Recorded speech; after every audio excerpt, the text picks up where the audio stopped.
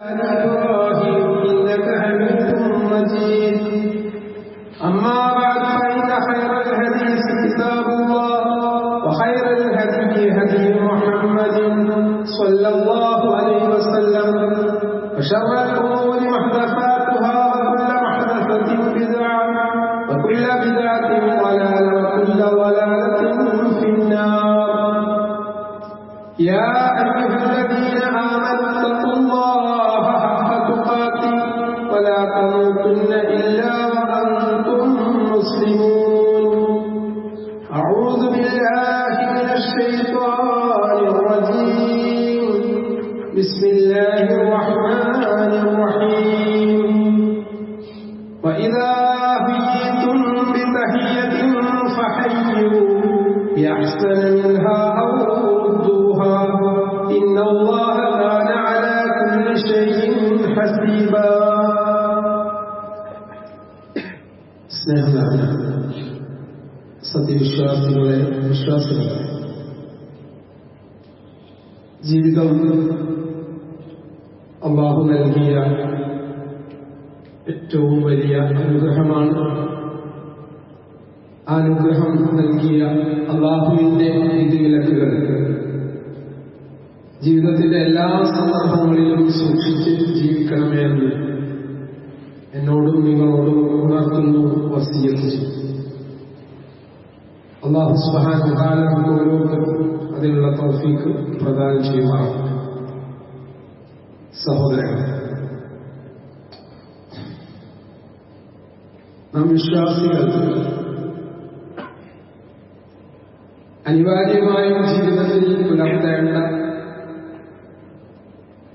കാര്യങ്ങൾ എന്തൊക്കെയെന്ന് പ്രവാചകൻ സല്ലല്ലാഹു അലൈഹി വസല്ലം തന്റെ ജീവിതത്തിൽ കൂടി നമ്മെ പഠിപ്പിച്ചിട്ടുണ്ട്. പ്രവാചകൻ സല്ലല്ലാഹു അലൈഹി വസല്ലമയെ സ്നേഹിക്കുക എന്നുള്ളത് ഒരു വിശ്വാസിയുടെ ജീവിതത്തിൽ നിർബന്ധമായും ഉണ്ടായിരിക്കേണ്ട കാര്യമാണ്. എങ്ങനെയാണ് പ്രവാചകൻ സല്ലല്ലാഹു അലൈഹി വസല്ലമയോട് നാം സ്നേഹം പ്രകടിപ്പിക്കുന്നത്?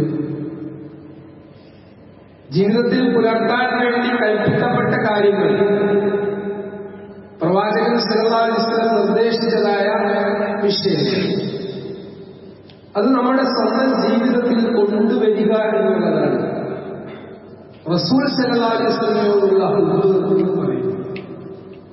അങ്ങനെ പഠിപ്പിക്കപ്പെട്ട ഒരുപാട് കാര്യങ്ങൾ, അത്തരം കാര്യങ്ങളിൽ പരസ്പര ബന്ധം വിശ്വാസികൾക്കിടയിൽ ഊട്ടി ഉറപ്പിക്കാൻ, നിലനിർത്താൻ, അല്ലാഹുവിന്റെ അനുഗ്രഹങ്ങൾ ചൊരിയപ്പെടാൻ ഒരു വിശ്വാസി സൂക്ഷിക്കേണ്ട സുന്നത്താണ് സലാം പറയുക. വിശുദ്ധ ഖുർആൻ സൂറത്തുൽ നിസാ 82-ാമത്തെ വചനത്തിൽ കൂടി അതിന്റെ പ്രാധാന്യം നമ്മെ ബോധ്യപ്പെടുത്തുന്നു. വഇദാ ഹുയ്യിതും ബിതഹ്യിയത്തിൻ ഫഹയ്യൂ ബിഅഹ്സന മിൻഹാ ഔ റുദ്ദൂഹാ ഇന്നല്ലാഹ കാന അലാ കുല്ലി ഷൈഇൻ ഹസീബ. നിങ്ങൾക്ക്, അതായത് സത്യവിശ്വാസികൾക്ക് വല്ല അഭിവാദ്യവും അർപ്പിക്കപ്പെട്ടു. സലാം പറയാനുള്ള ഏറ്റവും വലിയ അഭിവാദ്യമാണ്. അപ്പൊ സത്യവിശ്വാസികൾക്ക് വല്ല അഭിവാദ്യവും അർപ്പിക്കപ്പെട്ടിട്ടുണ്ടെങ്കിൽ അതിനേക്കാൾ നല്ലതിനെ അങ്ങോട്ടും അഭിവാദ്യം അർപ്പിക്കാൻ, അല്ലെങ്കിൽ അത് പ്രകാരം തന്നെ മടക്കുവാൻ തീർച്ചയായും അല്ലാഹു എല്ലാ കാര്യത്തെ കുറിച്ചും കണക്ക് നോക്കുന്നവരാണ്. ഒരാള് അഭിവാദ്യം ചെയ്തിട്ടുണ്ടെങ്കിൽ, സലാം പറഞ്ഞിട്ടുണ്ടെങ്കിൽ, അയാൾക്ക് തിരിച്ച് സലാം പറയുക എന്നുള്ളത് നിർബന്ധമുള്ള കാര്യമാണ്. ആ പറഞ്ഞത് പ്രകാരം പറയുന്നതിന് ഉപരി അതിനേക്കാളും ശ്രേഷ്ഠമായ അഭിവാദ്യമാണ് വിശ്വാസിയുടെ ഭാഗത്ത് ഉണ്ടാവേണ്ടത്. ചുരുങ്ങിയ പക്ഷം എന്താണോ ഇങ്ങോട്ട് അഭിവാദ്യം ചെയ്തത് അപ്രകാരം തന്നെ മടക്കുവാൻ അവൻ ബാധ്യസ്ഥനാണ് എന്നാണ് ഖുർആൻ നടക്കുന്നത്.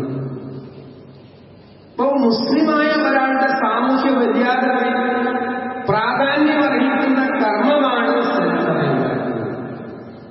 ഒരാളെ മുൻപരിചയം ഉണ്ടെങ്കിലും ഇല്ലെങ്കിലും, നമുക്കൊരാളെ പരിചയമുണ്ട്, അല്ലെങ്കിൽ പരിചയം തീരല്ല, രണ്ടാണെങ്കിലും ഇവിടെ സലാം പറയണം എന്നുള്ളതാണ്. തഹിയ്യത്ത് എന്ന് പറഞ്ഞാൽ സലാം പറയാറ്.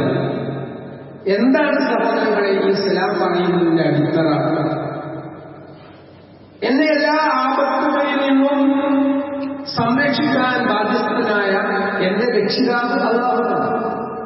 ആ അല്ലാഹുവിന്റെ സംരക്ഷണം, സമാധാനം നിങ്ങൾക്കുണ്ടാവട്ടെ, എനിക്കുണ്ടാവട്ടെ. ഇതാണ് ഞാൻ പ്രാർത്ഥിക്കുന്നത്.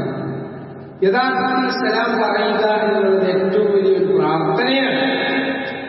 അതുകൊണ്ട് തന്നെ ആ പ്രാർത്ഥന നമുക്ക് നൽകി കഴിഞ്ഞാൽ അത് തിരിച്ചു നൽകുക എന്നുള്ളത് സഹോദരങ്ങളെ നമ്മുടെ ബാധ്യതയാണ്. മലക്കുകളോടും പ്രവാചകന്മാരോടും അഭിവാദ്യം, അതായത് സലാം പറയാൻ വേണ്ടിയിട്ട് കൽപ്പിക്കപ്പെടുന്നു. അവർ രണ്ടുപേരുടെയും അഭിവാദ്യം, മലക്കുകളാണെങ്കിലും പ്രവാചകന്മാരാണെങ്കിലും അവരുടെയൊക്കെ അഭിവാദ്യം സലാം പറയലാണ്. ഇബ്രാഹിം നബി അലൈഹിസ്സലാമിന്റെ അടുത്ത് സന്തോഷ വാർത്തയുമായിട്ട് മലക്കുകൾ എത്തുന്നത്. സന്തോഷവാർത്ത ഇസ്മായിൽ അലൈഹിസ്സലാം എന്ന സന്താനത്തെ സംബന്ധിച്ച ഒരേ സമയത്ത് ഒരു പ്രവാചകന്റെ അടുത്തേക്ക് അവർ എത്തുന്നത്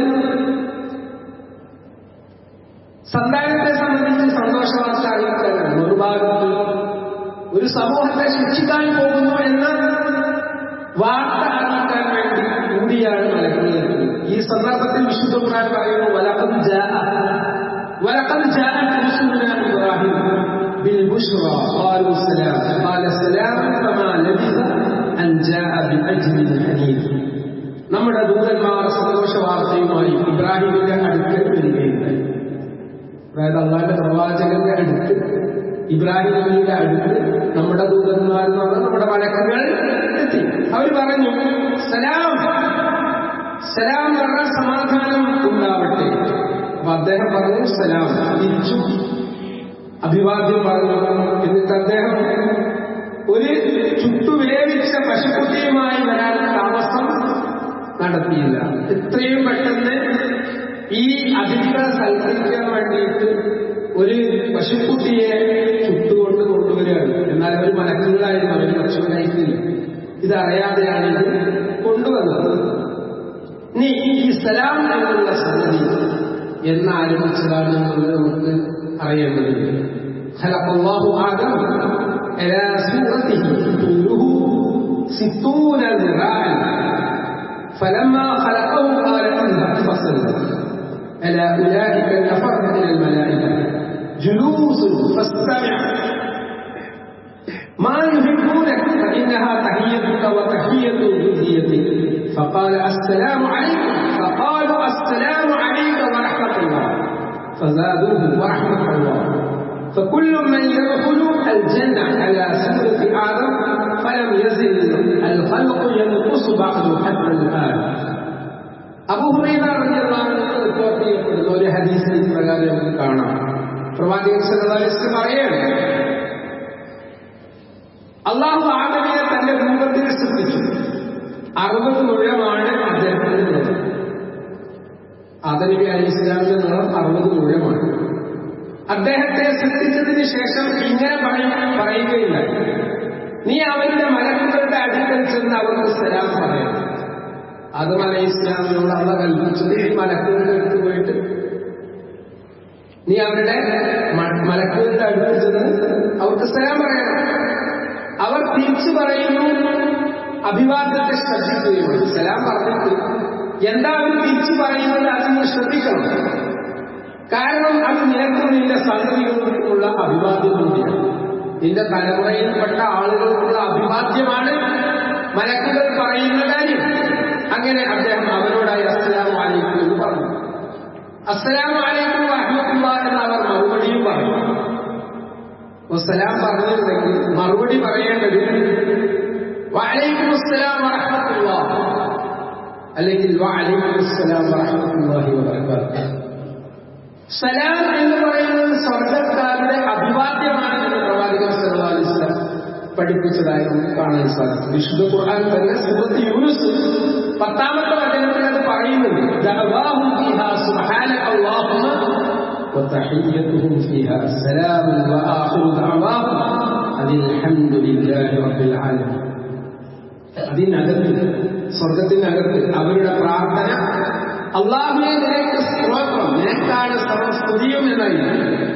അതിനകത്ത് അവരുടെ അഭിവാദ്യം, അവരെ അഭിവാദ്യം ചെയ്യുന്നത് സമാധാനം, അസ്സലാം എന്നായിരിക്കും. അവരുടെ പ്രാർത്ഥനയുടെ അവസാനം ലോകരക്ഷിതാവായ അല്ലാഹു നിനക്കാണ് സർവസ്തുതി എന്നായിരിക്കും. ഇത് വിശുദ്ധ ഖുർആൻ സൂറത്ത് യൂനൂസ് 10-ാമത്തെ വചനത്തിൽ പഠിപ്പിക്കുന്ന കാര്യങ്ങൾ. മറ്റൊരു ഹദീസിൽ നമ്മൾ കാണാൻ പറ്റും, സലാം ആരാണ് തുടങ്ങുന്നത്, സലാം പറയുന്നത് ആരാണ്, അയാളാണ് ഏറ്റവും വിശ്വസ്തൻ. ഇന്ന ഔലന്നാസി ബില്ലാഹി മൻ ബദഅഹു ബിസ്സലാം. ജനങ്ങളിൽ ഏറ്റവും ശ്രേഷ്ഠനായ വ്യക്തി ആരാണോ സലാം കൊണ്ട് തുടങ്ങുന്നത്, അയാളാണ്. ഈ സലാം ഒരാൾ പറയുന്നതാണ് വിചാരിച്ചത്. അവരെ സംബന്ധിച്ച് റസൂൽ എന്താണ് പഠിപ്പിച്ചത്? സഹോദരങ്ങളെ, അഅ്ജദു الناس من عجز عن الدعاء وأبخل الناس من بخل بالسلام. വളരെ കൃത്യമായിട്ടുള്ള ഒരു കാര്യമാണ്. ജനങ്ങളിൽ വെച്ച് ഏറ്റവും വലിയ ദുർബലനായ വ്യക്തി പ്രാർത്ഥനയിൽ ദുർബലത കാണിച്ചത്. അല്ലാഹു നമ്മോട് നിരന്തരം കൽപ്പിക്കുന്ന കാര്യമാണ്, നിങ്ങൾ എന്നെ വിളിച്ച് പ്രാർത്ഥിക്കണം. ഈ പ്രാർത്ഥിക്കുന്ന വിഷയത്തിൽ നമ്മൾ അലംഭാവം ഉപേക്ഷ വരുത്തുകയാണെങ്കിൽ അങ്ങനെയുള്ള ഒരു വ്യക്തിയാണ് ഏറ്റവും ദുർബലനായ വ്യക്തി. എന്നിട്ട് റസൂൽ സല്ലല്ലാഹു അലൈഹി വസല്ലം പറയാണ്, അവരിൽ ഏറ്റവും വലിയ പിശുക്കൻ, നമ്മുടെ ഇടയിൽ ഏറ്റവും പിശുക്കനായ വ്യക്തി ആരാണ്? സലാം പറയുന്നത് പിശുക്ക് കാണിച്ചത്. സഹോദരങ്ങളെ, അപ്പോൾ സലാം പറയുന്നതിന്റെ പ്രാധാന്യം, ആ സലാം ഒരാൾ പറയുമ്പോൾ അതിന് പ്രത്യുപകാരമായി, പ്രത്യഭിവാദ്യമായിട്ട് വഅലൈക്കും അസ്സലാം എന്ന് പറയണം. നമ്മുടെ ഇടയിലുള്ള സാഹോദര്യ ബന്ധം, സ്നേഹം, താല്പര്യം, ആർദ്രത, ഇതൊക്കെ വളർത്താനുള്ള ഒറ്റമൂലിയാണ് സലാം പറയാറ്. അതിൽ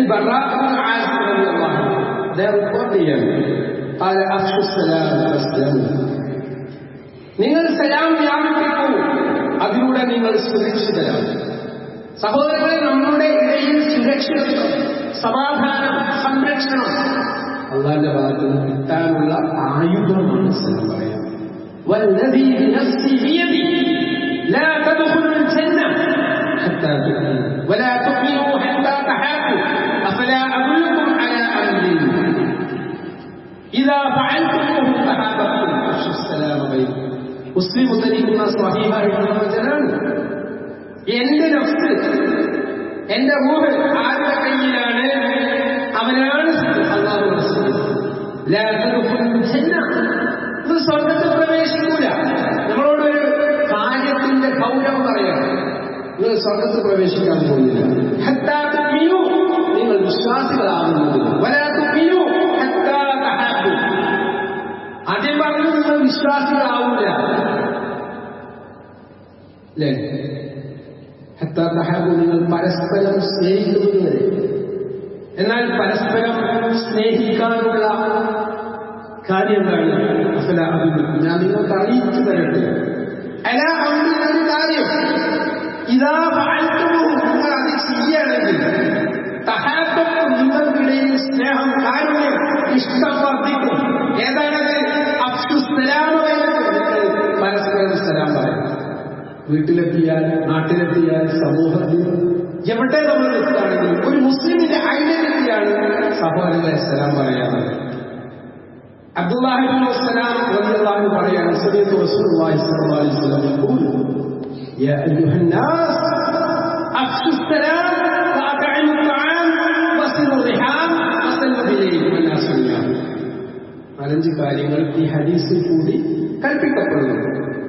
യാ അയ്യുഹന്നാസ്, റസൂൽ പറയാണ്, ഈ ജനങ്ങളെ, അഫ്ശു സലാം, നിങ്ങൾ സലാം വർദ്ധിപ്പിക്കണം, സലാം പ്രചരിപ്പിക്കണം. വഅത്ഇമു ത്വആം, മിസ്കീനായിട്ടുള്ള ആളുകൾക്ക് ഭക്ഷണം കൊടുക്കണം. വസിലു റിഹാം, അതായത് കുടുംബബന്ധം ചേർക്കണം. വസല്ലു ബിലൈഹി വന്നാസു നിയാം, ജനങ്ങൾ ഉറങ്ങിയിരിക്കുക, നിങ്ങൾ രാത്രി നിസ്കരിക്കണം. കൽപ്പനയാണ്. ഇപ്പൊ രാത്രി തഹജ്ജുദ് നിസ്കരിക്കുക എന്നുള്ളത്, പാവപ്പെട്ടവർക്ക് ഭക്ഷണം കൊടുക്കുക എന്നുള്ളത്, അതുപോലെ തന്നെ സലാം പ്രചരിപ്പിക്കുക എന്നുള്ളത് ഏറ്റവും പ്രബലമായ സുന്നത്ത്. ഇനി സലാം പറയുന്ന ഘട്ടത്തിൽ സഹോദരങ്ങളെ നമ്മൾ മനസ്സിലാക്കേണ്ടത്, അസ്സലാമു അലൈക്കും ഒരാൾ പറഞ്ഞു, അപ്പൊ നമുക്ക് വഅലൈക്കും അസ്സലാം എന്ന് പറയാം. അതിനുള്ള മാർക്ക് 10 ഇരട്ടിയാണ്. ദുഖൂലിന്റെ ആ ഗൗരവം റസൂൽ ഹദീസിൽ പഠിപ്പിക്കുന്നത് നമുക്ക് കാണാം. ഒരാൾ അസ്സലാമു അലൈക്കും എന്ന് പറഞ്ഞു, അപ്പോ വഅലൈക്കും അസ്സലാം മാത്രം പറഞ്ഞ അയാൾക്ക് 10 ഇരട്ടി പ്രതിഫലം. ഇനി ഒരാൾ വഅലൈക്കും അസ്സലാം വറഹ്മത്തുള്ളാഹി എന്ന് പറഞ്ഞാൽ 20 ഇരട്ടി പ്രതിഫലം. ഇനി ഒരാൾ വഅലൈക്കും അസ്സലാം വറഹ്മത്തുള്ളാഹി വബറകാതുഹു എന്ന് പറഞ്ഞാൽ 30 ഇരട്ടി പ്രതിഫലം. അപ്പൊ ഒരാൾ നമ്മളോട് സലാം പറഞ്ഞാൽ അലൈക്കുസ്സലാം എന്നല്ല പറയേണ്ടത്, വഅലൈക്കുമുസ്സലാം വറഹ്മത്തുള്ളാഹി വബറകാതുഹു. അപ്പോ അള്ളാഹുവിന്റെ സംരക്ഷണവും സുരക്ഷിതത്വവും സമാധാനവും നിങ്ങൾക്കുണ്ടാവട്ടെ എന്ന് ഒരാൾ നമുക്ക് വേണ്ടി ദുആ ചെയ്താൽ അതിനാമീൻ പറയാൻ വേണ്ടി മലക്കുകൾ അത് ഏർപ്പാടാക്കിയത്. ആ പ്രാർത്ഥനയ്ക്ക് 30 ഇരട്ടി പ്രതിഫലം. നീ സലാം പറയുമ്പോൾ എങ്ങനെ പറയണം? റസൂൽ സല്ലല്ലാഹു അലൈഹി വസല്ലം ഹദീസിൽ കാണാൻ പറ്റും, ഉറങ്ങുന്ന ഒരാൾ ഉണർത്താതെ എന്നാൽ ഉണർന്നിരിക്കുന്ന ഒരാൾക്ക് കേൾക്കാൻ കഴിയുന്ന രൂപത്തിലാണ് സലാം പറയുന്നത്. ഒരാൾ ഉറങ്ങാൻ അവിടെ പോയി ഉറക്ക സലാം പറയാൻ അയാൾ ഉറക്കാൻ പാടില്ല.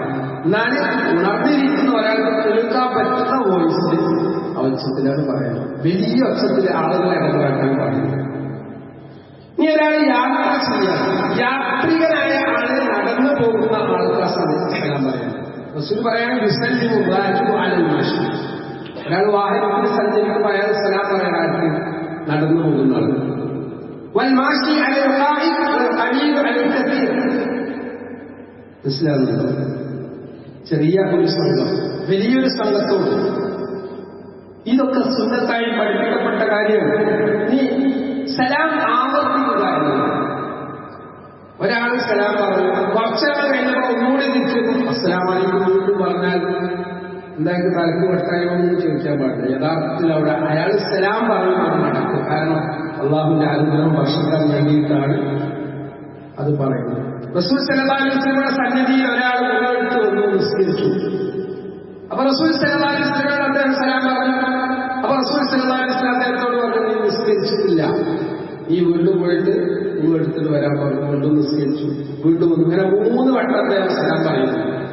റസൂൽ സല്ലല്ലാഹു അലൈഹി വസല്ലമയുടെ സന്നിധിയിൽ വരുന്ന ആ സഹാബി 3 വട്ടം സലാം പറയുന്നുണ്ട്. ഈ ഒരു സുന്നത്ത് അവിടെ ഉണ്ട്. ഈ വീട്ടുകാരോട് സലാം പറയണം എന്നുള്ളത് വിശുദ്ധ ഖുർആനിലെ കൽപ്പനയാണ്. എന്ന് മനസ്സിലാക്കണം. വീട്ടിൽ കയറി ചെല്ലുമ്പോൾ സലാം പറയണം. فإذا دخلتم بيوتا فسلموا على أنفسكم تحية من عند الله مباركة طيبة. നിങ്ങൾ വല്ല വീടുകളിൽ പ്രവേശിക്കുന്നതായാൽ നിങ്ങൾക്ക് തന്നെ അള്ളാഹുവിൽ നിന്നുള്ള പാവനമായ ഒരു അനുഗ്രഹീതമായ ഉപചാരം എന്നുള്ള സലാം ചൊല്ലുക കൽപ്പന. അതുപോലെ കുട്ടികളോട് സലാം പറയുന്ന സുന്നത്ത് റസൂൽ സല്ലല്ലാഹു അലൈഹി വസല്ലം പഠിപ്പിച്ചു. അത് ചെറിയ കുട്ടികളെ എന്നുള്ള അർത്ഥത്തിലല്ല. അനുസൃതമായി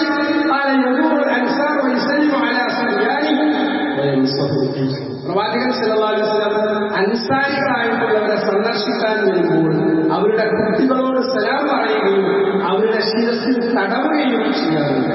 ഇതാണ് അതിന്റെ തെളിവ്. അൻസാരികളായിട്ടുള്ള ആളുകളെ സന്ദർശിക്കാൻ വേണ്ടി റസൂൽ ചെല്ലുമ്പോൾ കുട്ടികളോട് സലാം പറയുകയും അവരുടെ തലയിൽ തടവുകയും ചെയ്യാറുണ്ടായിരുന്നു.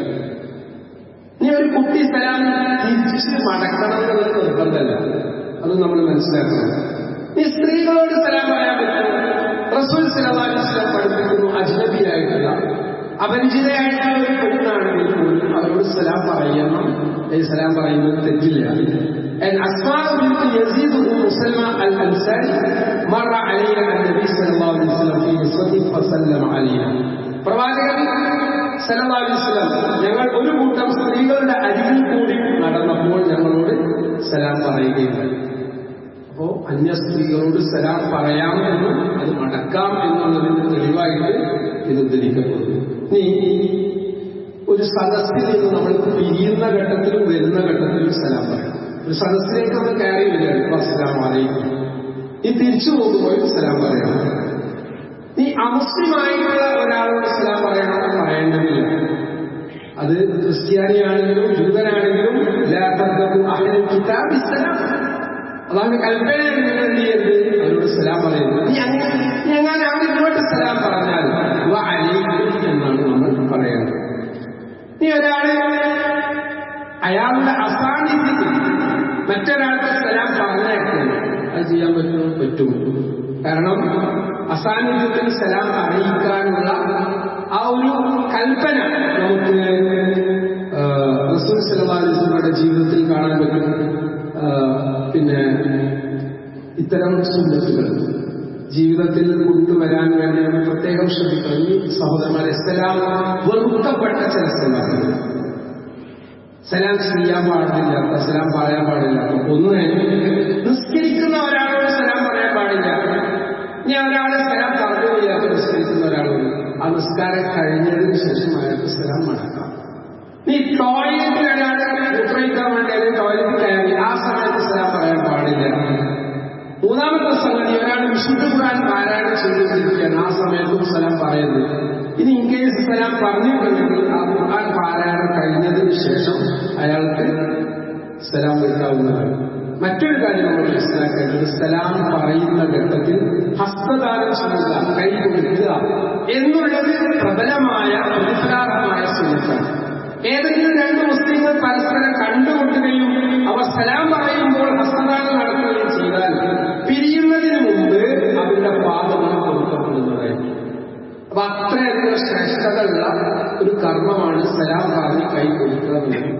സഹോദരങ്ങളെ, ഇത്തരം പുണ്യങ്ങൾ മനസ്സിലാക്കി ജീവിതത്തിൽ പകർത്താൻ നമ്മൾ പ്രത്യേകം ശ്രമിക്കുക. അല്ലാഹു നമ്മെ അനുഗ്രഹിക്കട്ടെ.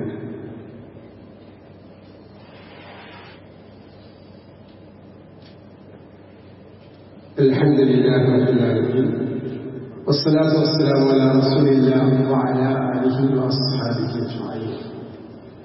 യാ അയ്യുഹല്ലദീന ആമനൂ തഖുല്ലാഹ ഹഖ്ക തുഖാതിഹി വലാ തമൂതുന്ന ഇല്ലാ വഅൻതും മുസ്ലിമൂൻ.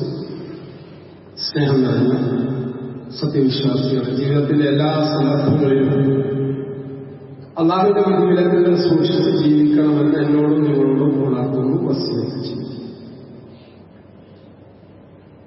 ഇന്ന് പല രക്ഷിതാക്കൾക്കും മക്കളെ സംബന്ധിച്ച് വലിയ പരാതികളും പരിഭവങ്ങളും ഉള്ളതായി നമ്മൾ അറിയാം. അല്ലെങ്കിൽ സാധാരണ രക്ഷിതാക്കൾ നമ്മളെ കാണുമ്പോൾ മക്കളെ സംബന്ധിച്ച് പരാതിപ്പെട്ടുകൊണ്ടിരിക്കുകയാണ്. മകൻ അങ്ങനെയായി ഇങ്ങനെയായി, പഠിക്കുന്നില്ല, നല്ല പെരുമാറ്റമല്ല, സോഷ്യൽ മീഡിയയിലാണ്, ഏത് സമയവും ഫോണിലാണ്. ഇങ്ങനെയുള്ള ആവലാതികൾ മക്കളെ പറ്റി പറയാത്ത രക്ഷിതാക്കളെയും സഹോദരങ്ങളെ, ഇവിടെ നമ്മൾ മനസ്സിലാക്കേണ്ടത്, ഒരു കുട്ടി ചെറിയ കുട്ടിയായിരിക്കുന്ന സമയത്ത് അവർക്ക് നമ്മൾ നൽകേണ്ട തർബീയത്ത്, അദബ് പഠിപ്പിക്കുക എന്നുള്ളത് നമ്മുടെ രക്ഷിതാവിന്റെ ബാധ്യത.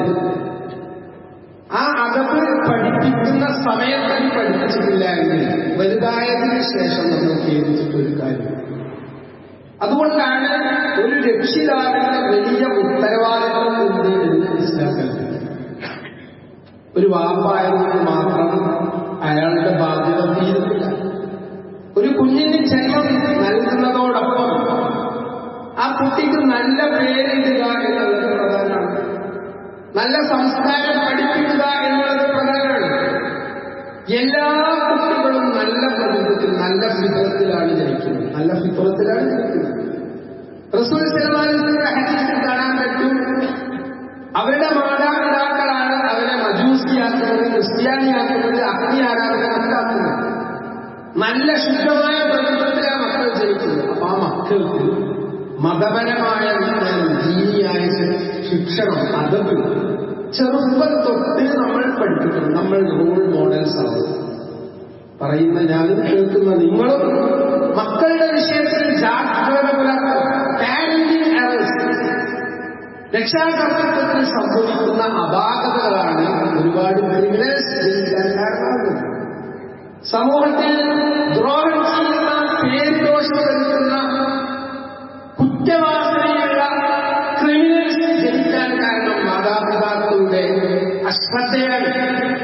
ഇവിടെ നമ്മൾ മനസ്സിലാക്കേണ്ടത്, നമ്മൾ കല്യാണം കഴിച്ച് മക്കളുണ്ടാവുമ്പോൾ അവർക്ക് വേണ്ടി നമ്മൾ ആത്മാർത്ഥമായി ദുആ ചെയ്യണം. പ്രവാചകൻ സല്ലല്ലാഹു അലൈഹി വസല്ലമയുടെ സുന്നത്തിൽപ്പെട്ട കാര്യമാണ്. സന്താനം ഹലാലായ നല്ല രൂപത്തിൽ ജീവിക്കണമെങ്കിൽ, നല്ല സംസ്കാരം ഉണ്ടാവണമെങ്കിൽ ആ മക്കൾക്ക് വേണ്ടി മനമുരുകി നമ്മൾ ദുആ ചെയ്യണം. റബ്ബനാ ഹബ് ലനാ മിൻ അസ്വാജിനാ വസുർരിയ്യാതിനാ ഖുറത അയ്യുൻ വജഅൽനാ ലിൽ മുത്തഖീന ഇമാമ. പ്രാർത്ഥന എന്നുള്ളത് വലിയ ആയുധമാണ്. ഈ പ്രാർത്ഥന നിർവഹിക്കാതെ മക്കളുടെ വിഷയത്തിൽ നമ്മൾ ബന്ധുവെച്ചിട്ട് കാര്യമില്ല. അതുപോലെ അവർക്ക് ഏറ്റവും പ്രാധാന്യമുള്ള മതശിക്ഷണം, മതപരമായ അറിവ്, അത് ഓരോ പ്രായത്തിനനുസരിച്ച് നമ്മൾ കൊടുത്തുകൊണ്ടിരിക്കണം. അത് കേൾക്കാനും മനസ്സിലാക്കാനും ജീവിതത്തിൽ പകർത്താനുമുള്ള സാഹചര്യം, ഇസ്ലാമികമായ ഒരു അന്തരീക്ഷം നമ്മുടെ വീട്ടിലുണ്ടാവണം. മക്കളെ ചെറിയ പ്രായത്തിൽ തന്നെ പള്ളികളിലേക്ക് നാം കൈപിടിച്ച് കൊണ്ടുവരാൻ ശ്രദ്ധിച്ചിട്ടുണ്ടെങ്കിൽ, ഖുത്ബ കേട്ടിട്ടുണ്ടെങ്കിൽ, മതപഠന ക്ലാസുകളിൽ കുട്ടിയുടെ സാന്നിധ്യം ഉണ്ടെങ്കിൽ, ഇൻഷാ അല്ലാഹ് ഒരു സംശയം വേണ്ട, കുട്ടി നല്ല രൂപത്തിലാകും. ആ മക്കൾക്ക് വേണ്ടി നാം ദുആ ചെയ്യുക. അല്ലാഹു കാര്യങ്ങൾ ഉൾക്കൊള്ളാനും ജീവിതത്തിൽ പകർത്താനും വലിയ തൗഫീഖ് നമുക്ക് എല്ലാവർക്കും പ്രദാനം ചെയ്യുന്നതാകട്ടെ.